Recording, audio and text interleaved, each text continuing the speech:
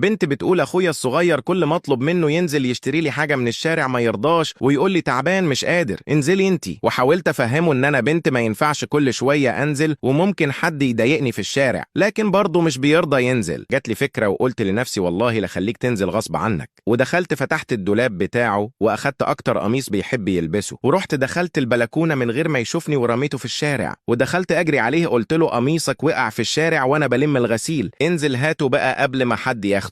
اول ما نزل قلت له من البلكونه المؤمن بس اللي هيعمل لايك واشتراك ويكتب استغفر الله واتوب اليه في التعليقات. قلت له بما انك في الشارع بقى هات لي كارت شحن وواحده اندومي بالخضار.